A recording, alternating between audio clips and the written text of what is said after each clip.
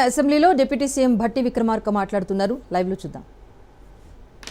మా దాంట్లో కలిపారంటే అది తగ్గించి 6,69,257 కోట్లు outstanding debt 1/12/2023 amount raise అది కూడా చెప్తాను.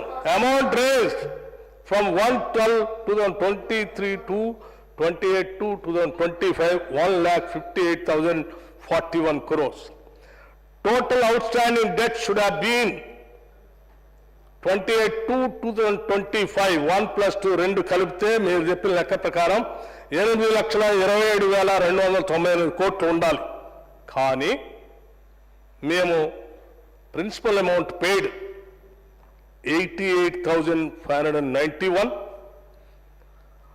అట్లాగే ఇంట్రెస్ట్ పే చేసినటువంటి అమౌంట్ కూడా చూస్తే అధ్యక్ష 64,768 కోట్లు.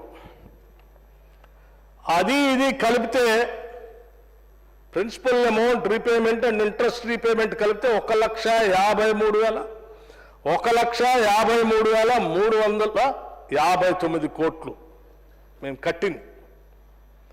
ఇక అప్పు రూపేణ నేను చెప్తున్నా, అప్పు రూపేణ ఈ రాష్ట్రం మీద ఈ సంవత్సరానికి అప్పు అప్పు అప్పు అప్పు తీసుకొచ్చి మీ అప్పులే కడుతున్నాం స్వామి. 10 ఏళ్ళు మీరు అప్పులు తీసుకొచ్చి రాష్ట్రం మీద పడేస్తే ఆ అప్పులు మీ తప్పులు సరిచేయటాక నిద్రలేక వస్తా ఉన్నాను. ఆ అప్పులు తప్పులు సరిచేయటానికే మేమేదో 1,00,000 కోట్ల అప్పులు తెచ్చామన్నా, అప్పులు తీసుకొచ్చి మీలా దూబరా చేయాలి. మీరు తెచ్చిన అప్పు ఆ అప్పు కట్టడానికే 1,53,359 కడితే చివరికి కేవలం balance is only 4,682.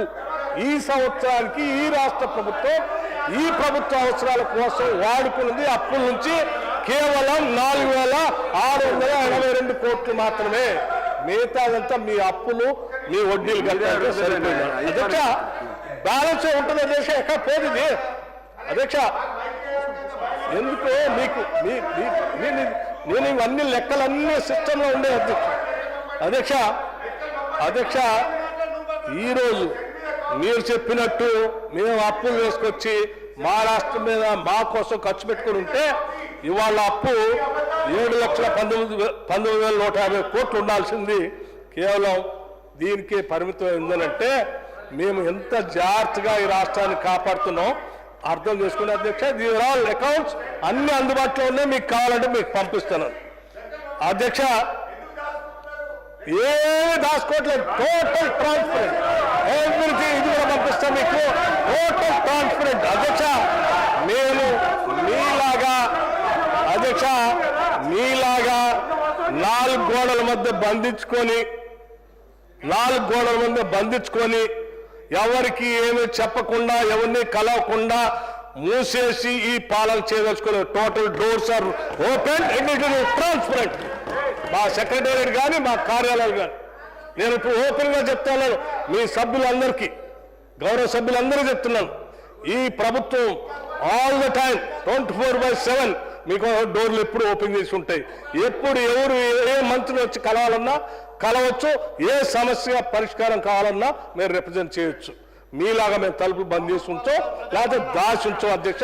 It is an open offer. మా ముఖ్యమంత్రి గారు కూడా చెప్పమన్నారు. అట్లాగే అధ్యక్ష సంపద మీరు ఏ రకంగా పెంచుతున్నారు, ఏం ఆదాయ మార్గాలు చూపిస్తున్నారు, నేను చాలా మార్గాలు చూశాను. శాంపిల్గా ఒక చిన్న చెప్పదలుచుకున్నాను, ఎందుకంటే ఇప్పటికే 8:30 అవుతా ఉంది. ఒకటే మనందరికి తెలిసింది శాండ్ అధ్యక్ష, ఇసుక రాష్ట్ర వ్యాప్తంగా 10 సంవత్సరాలు ఒక్క నిమిషం రాష్ట్ర వ్యాప్తంగా 10 సంవత్సరాలు. ఎస్ సార్ పల్లరాజశెట్టి గారు మీకు కూడా ఇస్తాను మీకు సమాచారం అధ్యక్ష. అదే ఏమవుతుంది ఉండండి, లెక్కలు ఉన్నాయి కదా, కరెక్ట్గా వచ్చే ఆదాయం ఇదంతా అకౌంట్లోకి వచ్చేది, దాస్తే దాగేది కూడా కాదు అధ్యక్ష.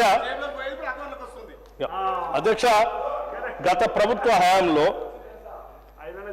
ఇసుక అమ్మటం ద్వారా రోజుకి సగటున 30,000 టన్నులు విక్రయం జరుగుతూ ఉండేది. ఇవాళ చూసాం 6-7 నెలలు పాత పద్ధతిలో ప్రకారం నడుస్తూ ఉంది ఏంది ఇదంతా ఎటో అని సీరియస్గా దృష్టి పెట్టి ఆదాయ మార్గాల్ని పిలవలేని అసలు ఎవరి చేతిలో పోతుంది వీటన్నింటినీ కంట్రోల్ చేయాలని సీరియస్గా మీటింగ్ పెట్టి కంట్రోల్ చేస్తే అధ్యక్ష ఒక్క ఇసుకలోనే 30,000 టన్నుల ఇసుక ఈరోజు 70,000 టన్నులకి పెరిగింది అధ్యక్ష ఒక్క రోజుకి. అంటే రోజుకి 1.5 కోటి ఆదాయం వచ్చేది అధ్యక్ష గతంలో. ఒక్క నిమిషం సార్, రోజుకి 1.5 కోటి వచ్చే ఆదాయము ఇవాళ అధ్యక్ష 3 కోట్ల దాకా పెరిగింది అధ్యక్ష. ఒకసారి కెన్ యూ ఇమాజిన్ రోజుకి